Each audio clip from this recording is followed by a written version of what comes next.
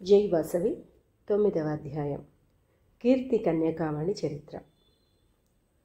ఆ తర్వాత మహాపురుషులైన వైశ్య ఋషులు కైలాసంలో చాలా కాలం పాటు శివదర్శనం చేసుకుంటూ హాయిగా కాలం గడిపారు.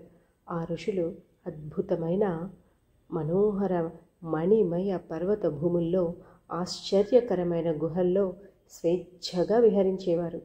ఈ విధంగా చాలా కాలం తర్వాత కైలాసగిరిలోని ఒక పెద్ద గుహలో కల్పవృక్షం సువాసనలతో దిక్ప్రదేశాన్ని నింపింది. అవి రేగుపళ్లతో పుష్పగుచ్చాలతో అలంకరించబడి, సంపెంగ వంటి పుష్పాలతోనూ అలంకరించబడి, మల్లె జాజి వంటి తీగలతో మనోహరంగా ఉండేది. కోకిలలు వంటి అనేక రకాల పక్షులు చుట్టుముట్టి ఆ బంగారు రత్నమయ గుహ గర్భంలో వికసించిన పువ్వుల మకరందాన్ని సేవిస్తూ పారవశ్యంతో భ్రమరాలు పాడుతూ ఉండేవి. హంసలు గుంపులు గుంపులుగా గుమిగూడేవి. అటువంటి మనోహరమైన సమయంలో అక్కడి ఉద్యానవనంలో పులస్త్య గోత్రపు సోమదత్త అనే వైశ్య ఋషి కుమార్తె అయిన కీర్తి విహరిస్తూ ఉంది. ఆమె ఎంతో అద్భుతమైన సౌందర్య రాశి. ఇంద్రధనస్సు వలె ఆ ఉద్యానవనంలో ప్రతిబింబిస్తోంది. ఆమె రాజహంస నడక, హృదయంగమ ప్రతిష్ట, గౌరవప్రదమైన విద్య వల్ల విద్యాసంఘంలో ప్రసిద్ధి చెంది ఈశ్వర ధ్యాన కృతార్థులైన ఆమె మన్మథుని జయపతాకములలాగా ప్రకాశిస్తూ స్వేచ్ఛగా విహరిస్తోంది. అదే సమయంలో అక్కడికి చిత్రకంఠ అనే అందమైన యువగంధర్వుడు ఇచ్చేశాడు. అక్కడ మనోహరంగా మధురమైన స్వరంతో ఉన్న కళావతి అనే వీణను వాయిస్తూ కొందరి మిత్రులతో కలిసి మధురమైన స్వరాలతో చమత్కారమైన పరిహాసంతో ఆ అడవిలో సంచరిస్తూ రూపం, యవ్వనం మరియు కాంతితో ప్రకాశిస్తున్న ఈ కీర్తి కన్యను చూశాడు. ఆమె అందానికి ముగ్ధుడై ఆమెను సమీపించి, ఓ మంగళవతి, నీకు శుభం జరుగుతుంది. నువ్వు ఎవరు? ఎవరి కూతురివి? నీకు పెళ్ళైందా? నువ్వు ఏ ప్రాంతం నుంచి వచ్చావు? నీ పేరేంటి అని అడిగాడు. ఆ విధంగా చిత్రకంఠ అడిగిన ప్రశ్నలకు సమాధానం చెప్పమని కీర్తికన్య తన సఖికి ఆదేశించింది. అప్పుడు ఆ సఖి కీర్తికన్య గురించి మొత్తం చెప్పింది.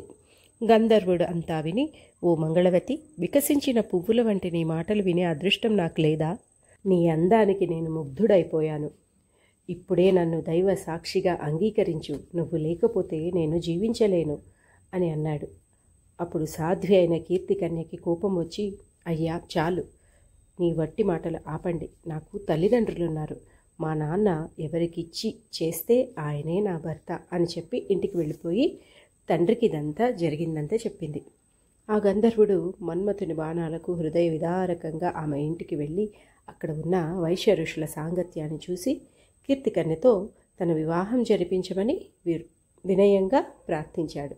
అప్పుడు ఆ వైశ్య ఋషులు బాగా ఆలోచించి కామగర్వంతో ఉన్న ఆ గంధర్వునితో, ఓ గంధర్వరాజా, మేము మా కన్యను నీకు ఇవ్వలేము. మా వంశంలో మేనల్లుడికి మాత్రమే కన్యను ఇవ్వాలి. ఆ నియమాన్ని మేము ఉల్లంఘించం. కాబట్టి ఈ విషయంలో మీరు మమ్మల్ని ఇబ్బంది పెట్టకండి అని అన్నారు. ఇది విన్న గంధర్వుడు ఆ క్షణంలో సరే అన్నా మరికొద్దిసేపటికే తిరిగి వచ్చి మళ్లీ వైశ్య మహర్షులను కీర్తికన్య కోసం వేడుకున్నాడు. అప్పుడు ఆ వైశ్య ఋషులు కోపంతో, ఓ బుద్ధిహీనుడా, వ్యర్థంగా మాట్లాడకు. ఒక్కసారి తిరస్కరించబడినా మళ్ళీ మళ్ళీ వచ్చి అడుగుతున్నావు. నీకు సిగ్గు అనేది లేదా? వెళ్ళు, ఇక మమ్మల్ని ఇబ్బంది పెడితే నీ తల పగిలిపోతుంది అన్నాడు. అప్పుడు కోపగించిన గంధర్వుడు, దుష్టాత్మలారా, మీరంతా త్వరలో కైలాసం నుండి కష్టమైన నరకం లాంటి భూలోకంలో పుడతారు. అక్కడ మీరందరూ భయంకరమైన అగ్నిలో ప్రవేశించి మీ బంధువులతో సహా నశిస్తారు అని శపించాడనమాట. అలా శాపగ్రస్తులైన వైశ్యులు గంధర్వుని చూసి, అయ్యో బుద్ధిహీనుడా, దుష్టబుద్ధితో అమాయకులైన మమ్మల్ని నువ్వు శపించావు.